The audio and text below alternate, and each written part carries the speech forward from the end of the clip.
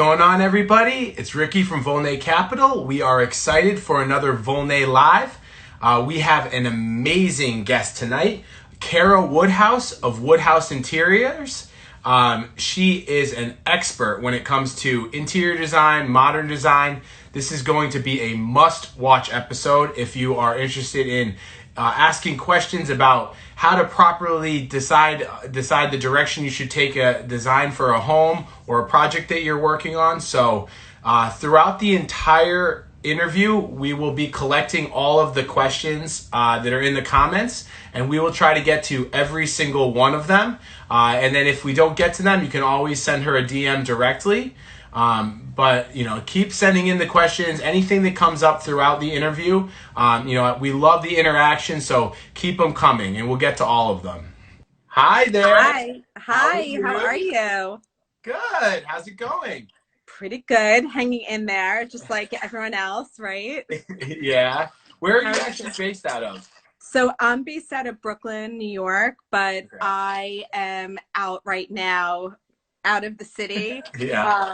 out on Long Island, kind Yeah, of, escaped all of the center of craziness. for sure. So Well, yeah. thank you for coming on.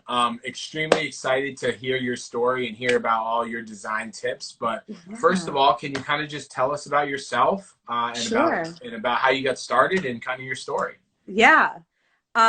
So I'm an interior designer. I designed high-end residential homes as well as some commercial projects. I've been in the business for 23 years and went to school for interior design at New York School of Interior Design. And yeah, I've had many of my own firms throughout the years, from much bigger to smaller, and had business partners and kind of evolved. I started out doing very, very traditional interior design in the beginning of my career and have evolved into this modern kind of like funky aesthetic. Yeah. So yeah. Awesome. So how's the business structured now? You said you're in New York. Are you designing just in New York for clients or No. globally or? Um, I'm internationally, yes. Yeah. I have a bunch of projects out in LA. I'm actually Mhm. working on the Playboy offices, Nice. That's which fun. is cool. Yeah. And I have an amazing project out in LA, but all over, really all over. I've designed in Miami, Colorado, New York, New Jersey. I do a lot of work in New Jersey, Boston, you name it. I'm all Nice. over. Yeah. So talk to me about how the design has transitioned from the when you started to what Okay. you're designing now and how that happened, and then what is your design style today? Okay. Well, as I said, I definitely started out very traditional, but back 20 whatever years when I started out, I think it was more of like a traditional kind of vibe, or at least in New York it was. Hmm. It was very big then, and worked for some big firms, some top 100 architectural digest firms. One of them was Coleman and Kravis. I worked for a company called, they're not around anymore, but Hayden Perone Associates. But Alex Hayden, she has her own big firm now, and did like a bunch of really cool celebrity clients like Quentin Tarantino and Conan O'Brien, and just like some fun projects. And then started my own firm.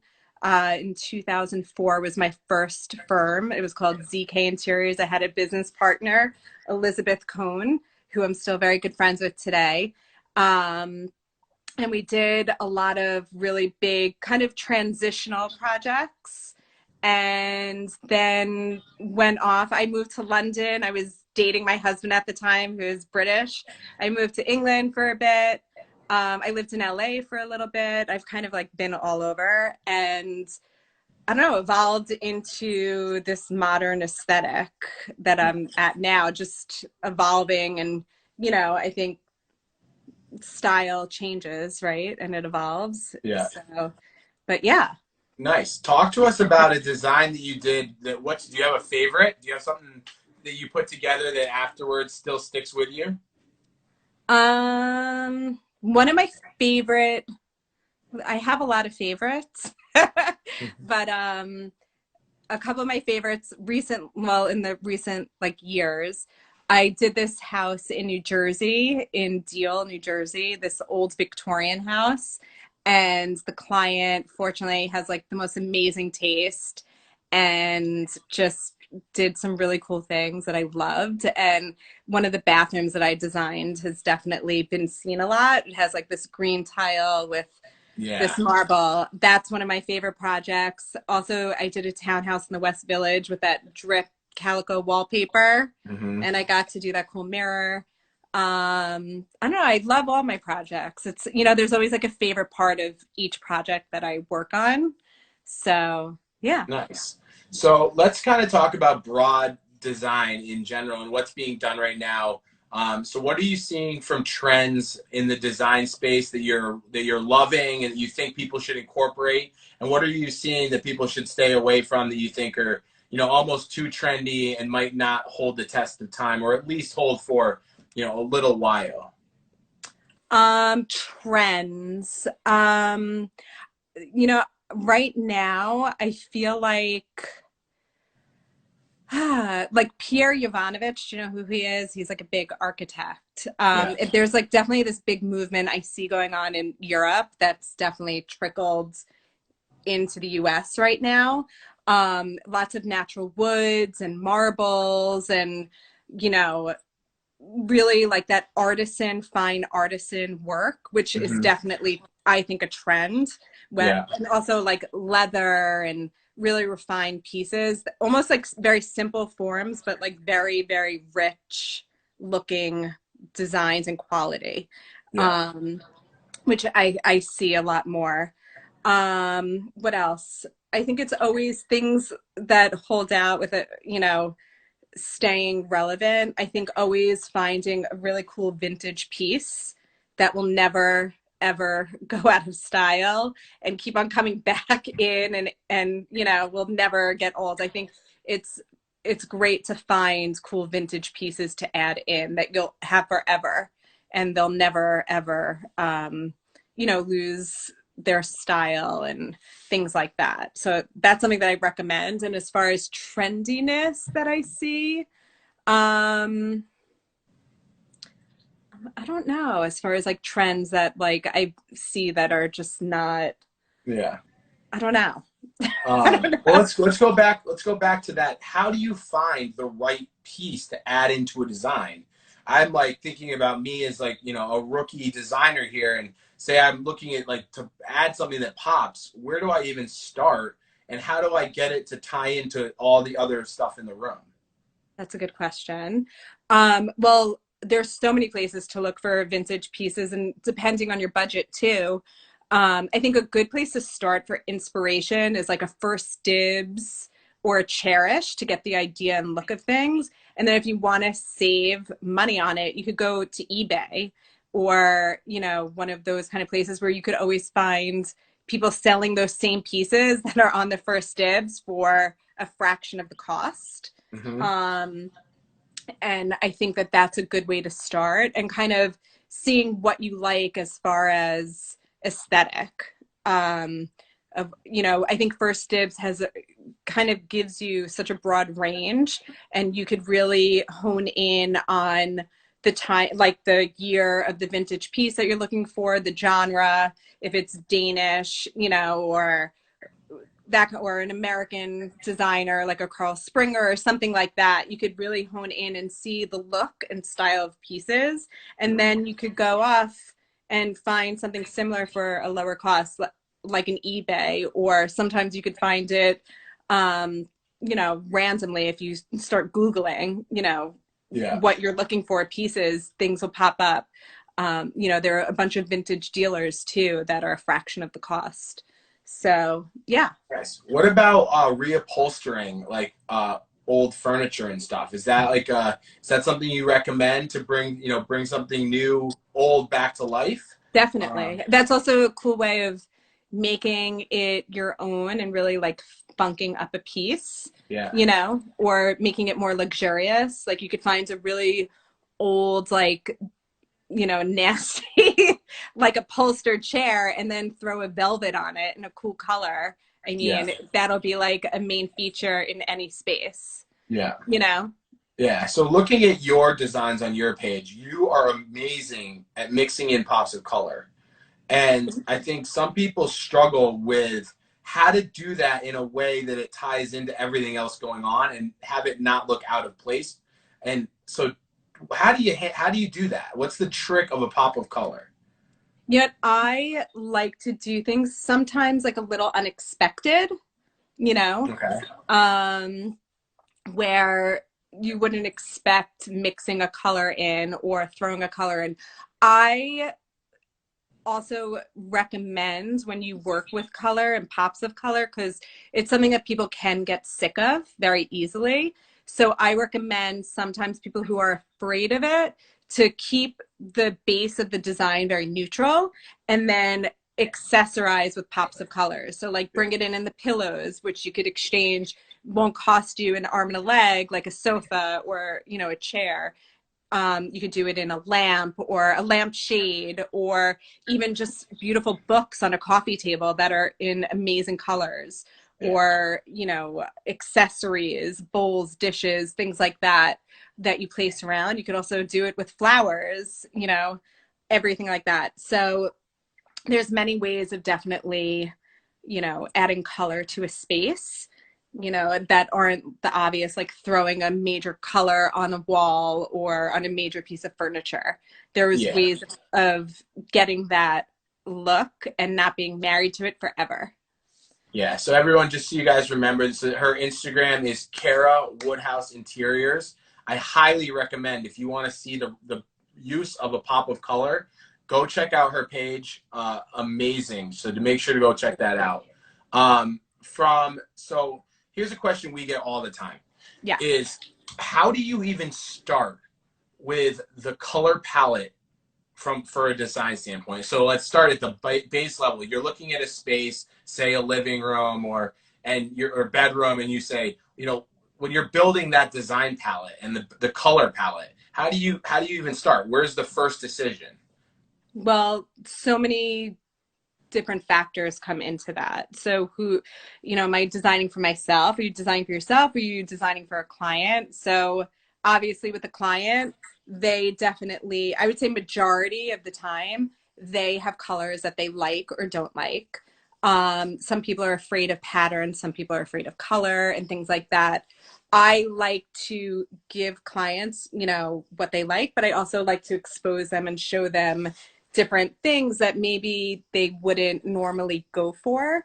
Um, One of my clients who is actually on here that I saw on here, you know, at first, you know, I'd show her things and she's like, no, I'm not into that. And then, you know, like after a little while, she'll be like, wait, I think I love that, you know? So you have to warm up to it. I think the best thing, the best way to start and how I start a lot of the time with clients is looking for amazing inspiration.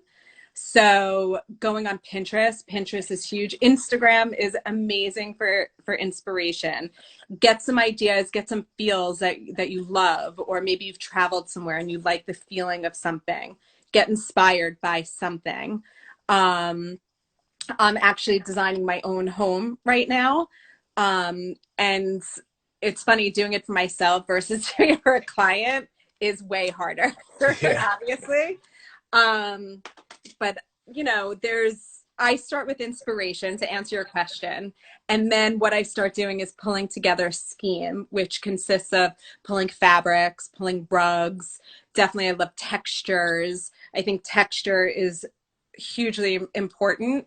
That it's not just like everything flat and the same. So, you know, boucle, a velvet, even a linen added in there, something like luxurious and interesting to feel and touch and see, I think is amazing. And even if you do that in a neutral palette is gorgeous. So, you know, pulling all those things together and creating a feeling for your space and then pulling together pieces that inspire you, you know? Yeah, I think one thing you said, and I know we've seen this before, is like you got to bring them together, right, and Yeah. see how they work together. Like as you said with that client, and I've seen this before. It's like if you just show one piece, and Mm-hmm. then it isn't in the scheme of all the stuff, it might not. They might hate it, but then Right. you place it into the space or on a design board or a dream board all of a sudden they're like, holy, that's amazing. Yes. So I think, you know, taking the time to make that design board, right? Or like the dream board, and putting the Yep. materials together, because looking at one thing isn't going to show you how it's all going to look. Absolutely. Mood boards are so Mood important, board. Yeah. you know, and I have a client too who, you know, some people it's so hard to visualize. So they need to like see it all put together. So like all the pieces and all the feelings of the fabrics and the colors and everything kind of like placed. And, you know, it gives you a good direction of, you know, what you're going for.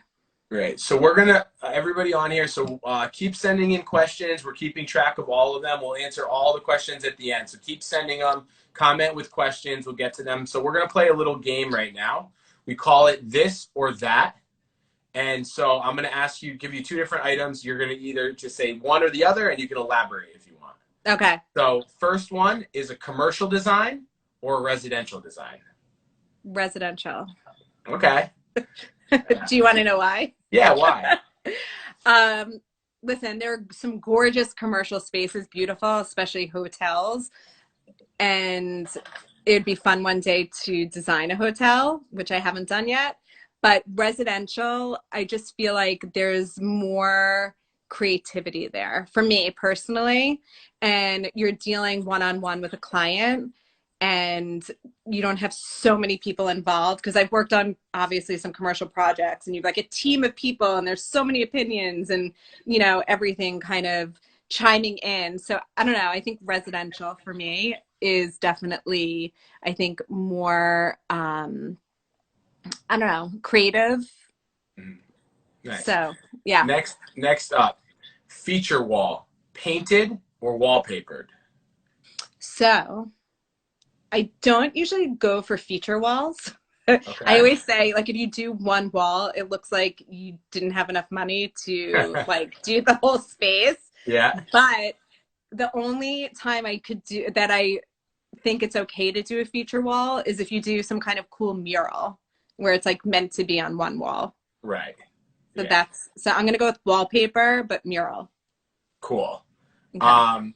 Throw pillows Yeah. or decorative carpet? Throw pillows or decorative carpet.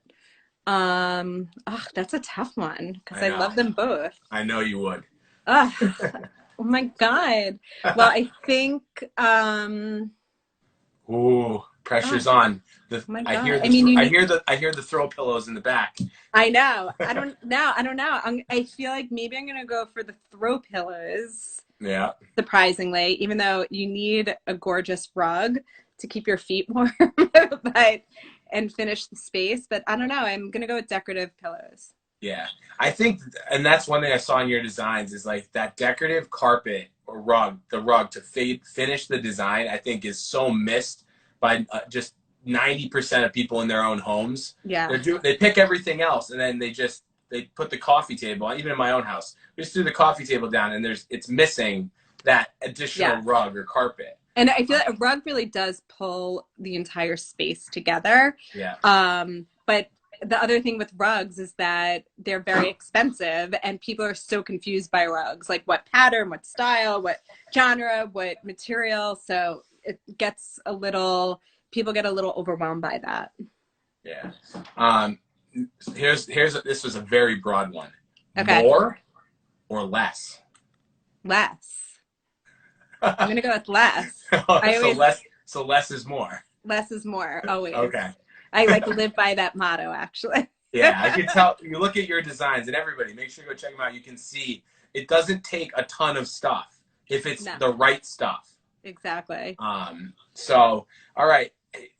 So we're gonna go black, white, gray tones or earth tones? Another tough one because I love both. I'm going to say at the moment, I'm usually a very black and white tone person, but at the moment, I'm going to go earth tones. Yeah, I'm seeing it swing that way. It's like it has been gray, black, white, and then the designers now are all of a sudden wood tones and earth tones and tan and stuff that you look at 2 or 3 years ago, you'd be like, oh my God, they put tan. Right. And now it's back and with wood tones. So yeah. All right, last one. bold light fixture Mm-hmm. or bold furniture? Lighting. I'm gonna Lighting. go lighting. Lighting is like so huge, and I feel like there's so many amazing lighting designers these days that like it's so important to have the right lighting Yeah. and don't cheap out on lighting. Yeah. And no, I think that's so true. I think it's something everything come together with the right additional light fixture. Yeah. So all right, we've got a ton of questions. Keep the questions coming. I'm gonna go back to the top, and we're gonna start at the top. Okay. Um, so uh, Nicola Rosendorf Interiors asks, how do you go about getting new clients? It looks like we have a bunch of questions like business related. So Okay. how do you go about getting new clients as an interior designer? It looks like it's another interior designer. So my business has always been word of mouth. Um, it's always been that way. And up until recently with Instagram, I see a lot of clients coming through Instagram, but usually my clients are word of mouth. Yeah. Yeah. And how do you think of, so say someone's trying to get started, maybe they're new to the business. How's the proper way to cultivate an Instagram account? And, for them when they, might not have a lot of stuff to share on their own. Okay. Well, I think it's important to, even if they could design their own homes and even vignettes, like small vignettes, to get some photos of their aesthetic, their look, and some design photos. I Mm-hmm. think that's a good way of getting things out. I think it's also what I personally do on my Instagram is I show a lot of inspiration. I like to support other designers who inspire me. Find your niche as far as that and what you like as far as design so people see your style and aesthetic. And I think that also can help kind of gauge it. And yeah, I think being active on social media is so huge. It's such an amazing marketing tool now, Yeah. especially for interior designers. Getting a good website up and kind of laying out the groundwork for your business to get started. Yeah, and I think anyone out there, if for our pages or any other, obviously we have tons of design inspiration pages. There's tons of them out there. Send us a DM, send other people a DM, send us what you're working on. Like you don't have to be a professional designer to be featured on our page. You could just be getting started. So always feel free to reach out. We get back to every single DM that comes in. So you can always send us a message. How much of your time do you spend focusing on marketing? How much time? I mean, basically Instagram is my marketing, and that's something that I do every single day. I'm also not only am I doing interior design, but I'm doing some capsule collections with different companies, kind of coming together from jewelry to furniture, candles, accessories, and things like that. So, and that I feel like that's all part of marketing as well. Yeah. Next, Jonathan Real Estate. Mhm. He asks gray kitchen cabinets. So we'll take he asked about gray kitchen cabinets, and then we are on Kitchens of Instagram. So Yes. let's talk a little bit about kitchen design. Okay. So first question from Jonathan: what do you think of gray kitchen cabinets? Gray kitchen cabinets. Mm-hmm. It depends. It's very like random when someone's like, what do you think of this color? Well, what is that going with? What are your countertops? Are you doing marble? Are you doing, wood? What are you doing to kind of create that look with these gray cabinets? So I think again, going back to inspiration and finding a look of something that inspires you that you love and trying to achieve a look with your own twist on it. Gray cabinets could be beautiful, but I don't know what they're relating to as far as like what he's doing. But I Yeah. think in a general kind of question, yes, gray cabinets could be great. Well, here's a question. So what color cabinet? Give me a color that you've seen or that you want to put into a kitchen design that someone might think that they're surprised that you're going to incorporate, That I am going or to that you're considering, or that you think can look great, or you've seen look great. So we've seen navy like blue. brass cabinetry, I think is stunning, like Wow. insane stunning, Yeah. very expensive, but I mean, gorgeous, like Yeah. metal, you know, could be incredible. Going for a color, like, I post photos of kitchens that have like pink cabinets, but Yeah. they have a gorgeous, Calcutta viola marble that's like insane and kind of pulls the whole thing off to be really chic and beautiful and not like girly and cheesy. So, but again, I'm designing my own kitchen right now and I definitely tend to go over the top, but I am not doing a crazy color on my cabinets. I'm doing a cool design on my cabinets with, I'm doing some white with some big crazy wood handles, and I'm doing gorgeous marble and doing, these like really beautiful features and cladding my stove hood in marble and doing marble shelves throughout my kitchen. Um, I tend to gear towards like white kitchens, believe it or not, and then adding that pop of a beautiful stone and accessorizing it beautifully. So it could always be classic, or you could always funk it up and make it, funky and different. Yeah. All right. You get another kitchen question. I mean, you answered it. E designs too. The question was white kitchen or darker colored kitchen. We just heard Definitely that white. white. Yeah. Yeah, white kitchen. I hate dark Um, kitchens. uh, so Tanya J asks, "What is your advice for making a space look luxurious?" I would say going back to the materials that you use. Um, and again, going back to the less is more, like it could be just the most gorgeous colored, fabric that is like a velvet or something that's like super luxurious with a beautiful rug and perfect accessories. I think the idea of luxury, I think, is how you curate every piece, and every piece should be so thought out, like to perfection, you Mm, know?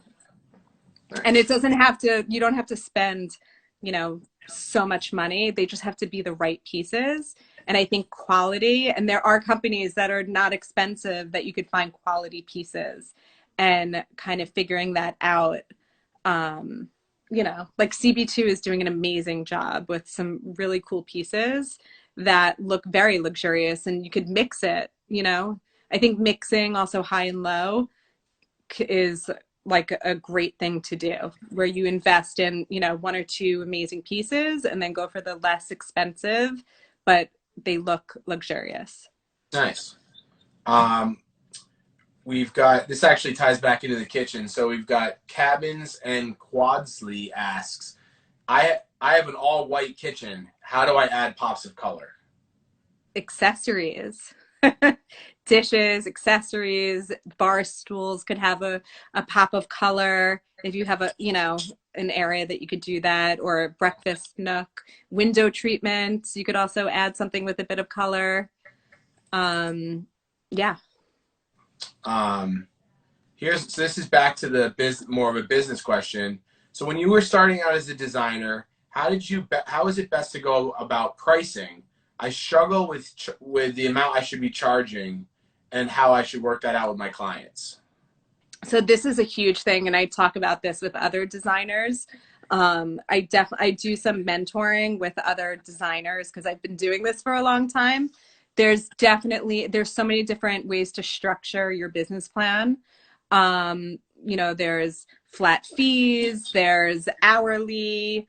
I tend to I well, starting off, obviously my fees weren't what they are today, but and I'm open with how I charge. So I'll let you know. And I've always kind of done this the way that I charge, but I charge a design fee. I also always charge a retainer because I think it's important to have money on hand that goes back to the client at the end of the project in case there are, some invoices and things like that, like small, that you don't want to kind of tediously bill all the time. And then I have a percentage that I charge on each piece. And then if there's architecture involved, I either will do a flat fee, like a monthly flat fee, or I'll do an hourly rate fee on that.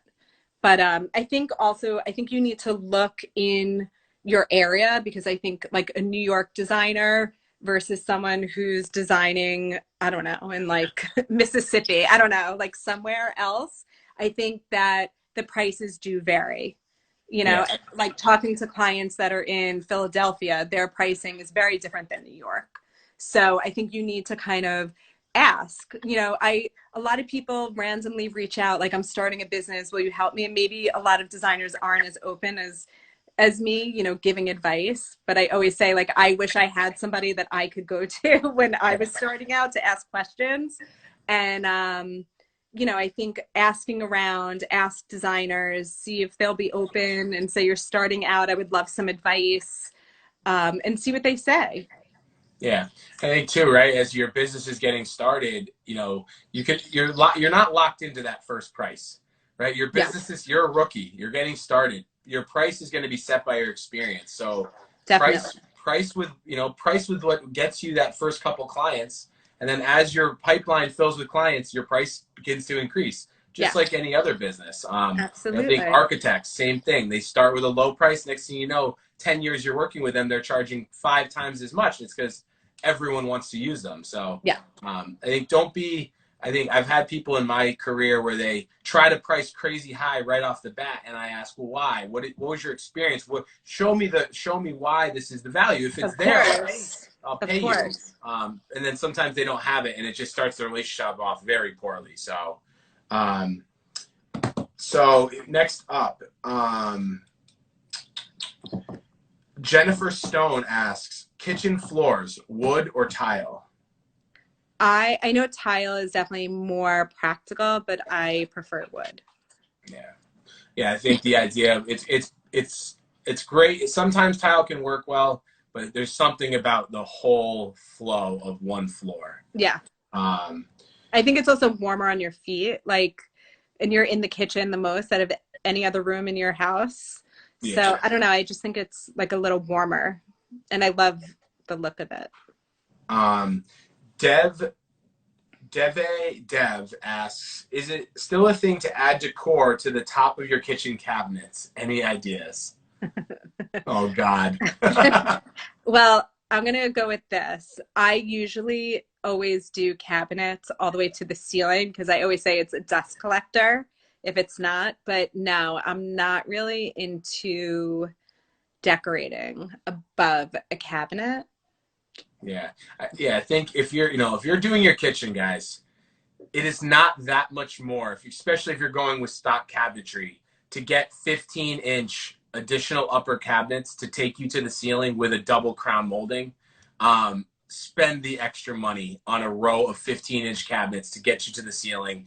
Add a triple crown and your carpenter should be able to help you with that and reach the ceiling. It will take the design tenfold from leaving it a foot or two from the ceiling.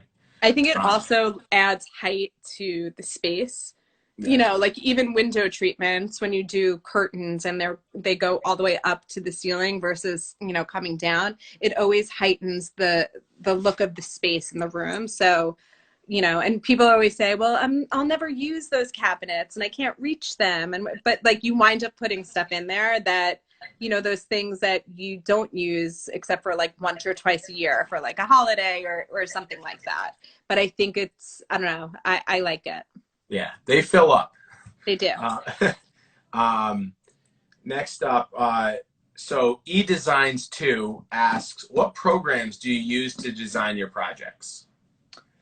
So, well, I have an accounting program that I use called Studio Webware, and they're the leading design software that does like accounting and everything for the design industry, that I highly recommend. And then I use everything. My office, we do PowerPoint presentations, and then we do renderings on all different programs. We use SketchUp. We use we use a lot of Photoshop and CAD, obviously. And there are a couple of other rendering programs, but I don't know the names of them, but the girls in my office use a bunch of different rendering programs. Yeah.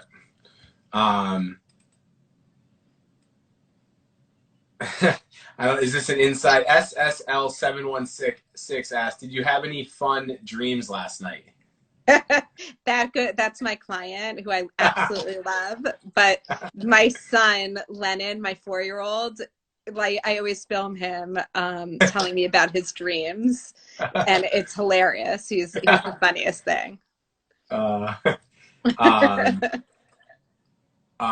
Talk to me about open shelving. Is it something that you like to see in a design, and how should it be used? I love open shelving in a kitchen. Is that what you're talking about? Yeah. I love open shelving. I'm doing that in my own kitchen because with accessories and dishes and plates and all of that, it's just like, I don't know. I think also functionally, I think it's actually really easy to, take a dish or a mug or a glass. And I like that look. And I just think it's a fun way to accessorize. And I like how it looks in the kitchen. This comes in from Christina Christie. Engineered or real hardwood floors? I like both, to be honest. I think engineered floors these days, I think you get such incredible finishes and they're guaranteed for 25 years, if not more, some of them. And I think they're beautiful and you still can sand them down, several times and refinish them. And you have a lot less of the floors kind of like moving, whatchamacallit, like contracting and moving around. So I'm going to go with engineered floors. Yeah, so anyone who doesn't know what that meant. So yeah, so whenever you're doing real hardwood floors, you have to bring them into the space. You have to let them sit and have them try to, acclimate to the space. And even after doing that for 2 weeks, 3 weeks, with the changing of temperatures and the changing of humidity, there's still a ton of shifting. Whereas the engineered floors, you're seeing a lot less. So I think it's about a quarter, they say, amount of shifting on an engineered compared to a regular. So that's a huge deal. And they're pre-finished, which is, I think, you always get like the perfect finish on some engineered floors. So yeah. And having a project, you get to an end, you just take the covers off the floors and it looks beautiful instead of having this guys come in and sand and stain for a week. IPRA asks, steel encasement doors or sliding doors for a large kitchen? Definitely the steel. Like steel and glass encasement is gorgeous. Yeah. I actually am not a huge fan of sliding doors. Yeah. Pocket doors. I'm just not a fan of them. Okay. Tell me about your hatred. There's no hate there. I think they're like not the most practical. Sometimes you have to What about barn doors? Barn doors? Yeah, I think those could be cool too. That's different than a pocket door. Right. Nice. Yeah. But I think a glass and steel doorway is gorgeous. We've got Jennifer Stone asks, thoughts on mixing chrome and brass in a kitchen? Yeah, I do not discriminate against mixing finishes ever. So I think that's a definite, you could go for that for sure. Nah, I think if it's done right, the mixing of metals can be beautiful. I think but if you're doing it, don't just pick one. It's gotta be throughout. Yeah, right? You see someone just throw a black faucet in. Yeah, that's not mixing metals. I agree. I think a great place, tie that into like the pendant, right? Have the pendants, have both metals in the pendant, and then mix it throughout.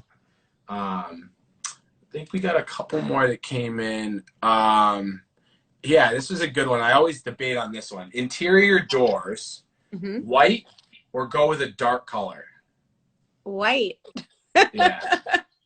Definitely white. Yeah, I think it's unless you're doing like a natural like wood, like a beautiful oak, like a natural oak or something like that, but I still prefer white. Yeah. All right, we got a couple more coming in here. Um, since ESNY Martin Design, since your firm has your own name, do you find it hard to delegate? Do your clients accept your team members to be in charge, or they always want you personally leading everything? So I will tell you this. So my firm that I have now, so I am definitely consider myself to be a small boutique firm purposely. I've had a larger firm where I had a lot of project managers underneath me. And one, I felt like I lost the creative side of it because I felt like I was spending so much time managing my office and people and was doing that more so than the design work, which I love. And so purposely I've scaled back so I can be involved in every single one of my projects, that I am the point person for every single one of my projects, which means that I don't take on as many projects. My clients do accept my assistance, but they're not the ones kind of leading the project. They're really just helping assist me move projects along and definitely are involved in every aspect of it. But I am always the point person. Mhm. And I, from experience of doing the opposite, I've found it that I'm happier being creative and more involved. And I love every single one of my clients so much. We like develop such strong relationships too and friendships. Um, and I think that clients appreciate that and want that. You know, they are hiring me, and that's just how my firm is set up. Yeah. All right. Well, this has been amazing. Thank you so much for joining us tonight. Thank you. Everyone who's been checking in. You guys can go and follow. Ask any other questions you have. It's Cara Woodhouse Interiors. But yeah, thank you for Thank joining you. us. Thank you so much for having me. Stay This has been safe awesome. and stay well. Home Oh, and home. yes. All Stay right. home. I hope everyone's doing okay. Great. Thank you, everybody. Thanks for all the questions, and we'll see you in the Thank next couple of you. days. Thanks. Bye. All right. Take care. Bye.